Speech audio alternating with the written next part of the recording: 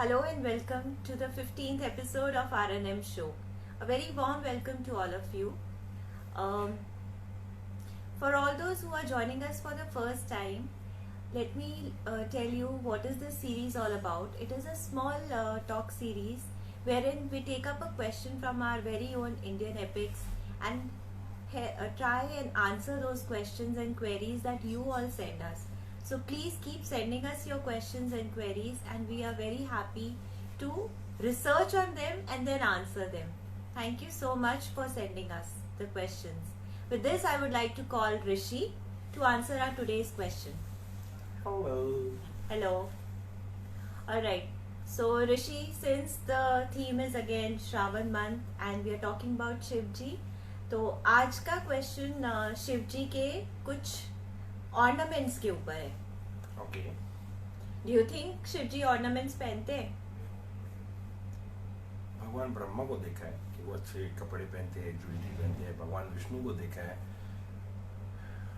भोलेनाथ का तो मुझे ध्यान में नहीं आ रहा है कौन से ऑर्नामेंट्स वो पहनते हैं. भोलेनाथ के ऊपर जनरली हम लोग वो राख और सांप और वो सब डमरू लगा हुआ देखते हैं. करेक्ट. बट उनका एक ऑर्नामेंट होता है जिसको सिर्फ ऑर्नामेंट एक अकेला है जिसे बोला जाता है, that is the moon.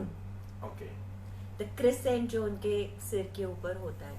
Correct. So do you want to talk about that कि उसको उसकी क्या सिग्निफिकेंस है? करेक्ट. तो अगर आप देखेंगे ना, वो एक क्रिसेंट, ओके, वो जैसे क्रिसेंट मून जो उनके यहाँ पे सर पे होता है, तो पुराने जमाने में एंशिएंट इंडिया में हम लोग जो है आज तक जो है हम लोग लूनार हम लोग कैलेंडर मानते हैं. हम लोग सोलर कैलेंडर को फॉलो नहीं करते. तो what is solar calendar, lunar calendar?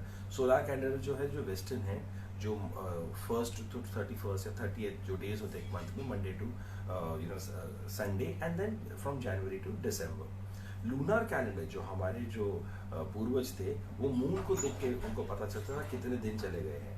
कि मून कभी फुल मून होता है, कभी फिर थोड़ा कम होता है और कम होता है, क्रिसेंट होता है, फिर जाके अमावस्या भी आता है. तो वो पूरा उसको साइकिल वो लोग फॉलो करते थे. इसके लिए अगर आप देखेंगे कि जो वेस्टर्न की जो फेस्टिवल्स है वो फिक्स्ड डेट पे होते हैं. 25 दिसंबर को उनका क्रिसमस वगैरह सब उनके फिक्स्ड होते हैं. परंतु हमारे जो होते हैं फ्लक्चुएटिंग होते हैं. तो हमें फिर वो कैलेंडर निकाल के देखना पड़ता है, काल निर्णय निकाल के देखना पड़ता है, या गूगल करके चेक करना पड़ता है कब आता है. तो वो इसके लिए क्योंकि हम लोग लूनार कैलेंडर को फॉलो करते हैं. करेक्ट. अच्छा, अभी दूसरा, अभी जैसे फॉर एग्जांपल अभी अगस्त चल रहा है पर हमारे में श्रावण है, तो वो अलग मंथ होते हैं. It's not that 1st to 31st होता है, वो अलग अलग हिसाब से उनका चलता है. अब इसका एक और अगर आप सिग्निफिकेंस देखेंगे, मेन सिग्निफिकेंस जो मुझे समझ में आता है कि वो क्रिसेंट है, वो हमें टाइम बताता है. ओके. और उस शिव जी का एक ही ऑर्नामेंट है जो उनके सर के वहां पर है. करेक्ट. तो वो हमें ये बता रहे हैं कि आई एम इटर्नल.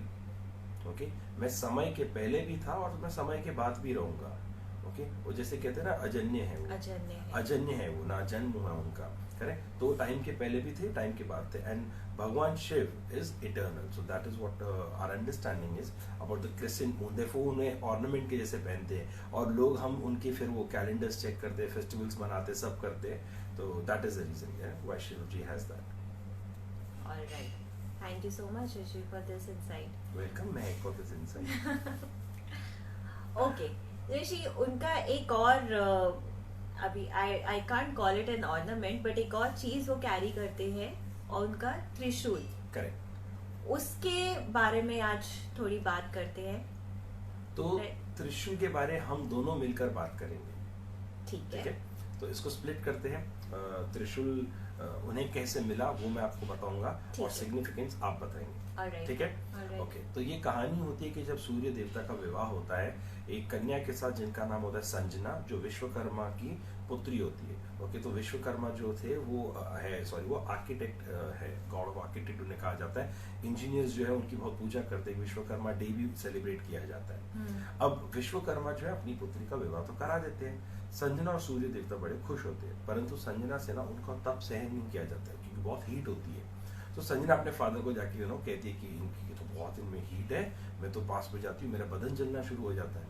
तो विश्वकर्मा जो है फिर वो जाके सूर्य देवता से बात करते हैं और सूर्य देवता भी समझते हैं कि हाँ ठीक है, तो कह रही, गलत क्या कह रही है. तो अपना 1/8 ऑफ द हीट है ना वो शेड कर देते हैं, और 1/8 जो उनका जो हीट शेड करते हैं वो धरती पर आकर गिर जाता है। अब धरती पे आके तो गिर गया, अब विश्वकर्मा ही उसी हीट का जो है एक त्रिशूल बना देते हैं।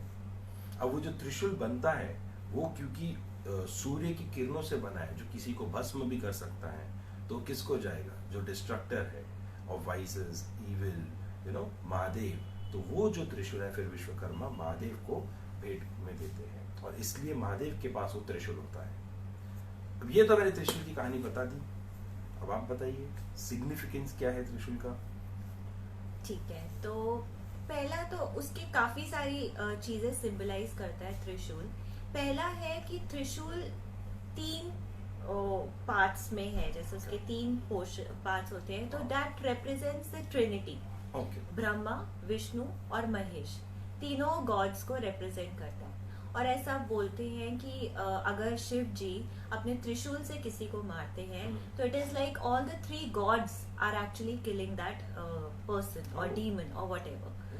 तो एक तो ये माना जाता है, तो और क्योंकि त्रिशूल, हाँ आई थिंक हम लोग सेम चीज बोल रहे हैं, क्योंकि त्रिशूल से मारा गया है, तो इट इज ऑल्सो सेड भले वो आदमी मतलब वो डीमन था, लेकिन उसको जो ये सर्कल ऑफ लाइफ है उससे मोक्ष मिलता है, उससे मुक्ति मिल जाती है। तो एक्चुअली मतलब उनका उद्धार ही हो रहा है गॉड के हाथों से, अगर उनकी डेथ हो रही है तो।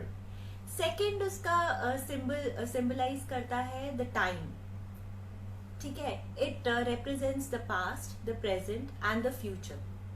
Oh interesting. तो ये तो वैसे सिमिलर हो गया, जैसे अभी आप देखेंगे कि शिव जी की जो माथे में ऐसे तिलक लगाते हैं, और कई लोग जो है जो शिव जी के भक्त है वो हमेशा हॉरिजॉन्टल लगाते हैं और 3 लाइंस लगाते हैं। तो ये भी उसी के जैसे माना जाता है कि वो पास्ट, प्रेजेंट एंड फ्यूचर में है, और वो हॉरिजॉन्टल इसके लिए होता है कि जैसे ग्लोब है, पृथ्वी जो गोल है, तो वो एक्चुअली 3 ऐसे उनकी हॉरिजॉन्टल लाइन में कि वो सब जगह है, is omnipresent. That is the reason of that tilak. और कहते हैं ना वो हिंदी में, तो you know better than me, क्या कहते हैं उसे? कण कण में शिव जी है। कण में शिव जी है, करेक्ट। तो उसका भी वही मतलब है। This is interesting. और क्या? और उनको तीनों लोकों में मतलब उनको सिंबलाइज करते हैं कि वो आकाश में भी हैं, पृथ्वी लोक में भी हैं और पाताल लोक में भी हैं। ओके। तो again he is omnipresent, हर जगह शिव जी प्रेजेंट और वो है। आकाश, धरती और पाताल, वो शिव जो त्रिशूल है वो शिव जी के हाथ में है बेसिकली। तो वहां पे अगर कोई भी बुराई होगी तो शिव जी जो है उसी त्रिशूल के साथ, भले आकाश में हो, धरती पे हो या फिर पाताल में हो, उनका भी विनाश करेंगे। And he has a control of all the 3. Control of it. Very nice. Okay. ठीक है। उसके बाद एक लास्ट सिंबल जो त्रिशूल का बोला जाता है वो है कि it represents all the 3 gunas. सत्व गुण जो कि गुडनेस एंड कामनेस बताता है। रजस होता है जो मूवमेंट एंड पैशन होता है, एंड देन तमस होता है जो लेजीनेस एंड इग्नोरेंस जिसे बोलते हैं। तो the Trishul also represents all these 3 gunas. Correct. And he has mastered those gunas, और वो गुनास भी उनके कंट्रोल में। तो इसके लिए कहते हैं कि शिव जी जो है वो कभी भी किसी के माया में नहीं आते हैं, कभी भी इल्यूजन में नहीं आते, और वो अपने सेंसेस, अपने माइंड को कंट्रोल करके रखते हैं, क्योंकि तीनों गुनास उनके कंट्रोल में है। Very nice, I am so proud of you, very good. Thank you. चलो नाइस है ना।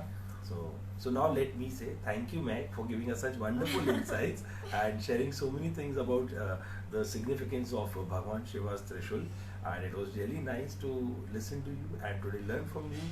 Okay, so and thank you everyone for watching this video, and thank you so much for your love, appreciation and motivation that we keep receiving after every video. We thank you so much. Thank you. Thank you so much. All right, bye bye.